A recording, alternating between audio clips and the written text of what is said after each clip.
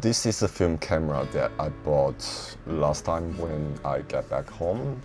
It is the Contax TVS. As you can see, it's a point-and-shoot film camera, which is supposed to be a trend in nowadays, and it looks actually quite nice. It's built with titanium, so which means it's not bulky but quite heavy. And you can see that it was equipped with this zoom lens. Focal range be from 28 to 56 with the aperture of f3.5 to f6.5. And it got auto exposure as well as the autofocus on this camera. And in my test, the image actually looks nice, but not as sharp as I would expect it. I don't know. It's just a zoom lens, not maybe a prime lens will be better.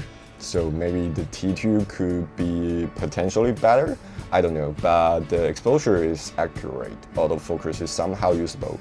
And even if you don't like the pure automatic experience, you still have some sort of manual interventions to the cameras.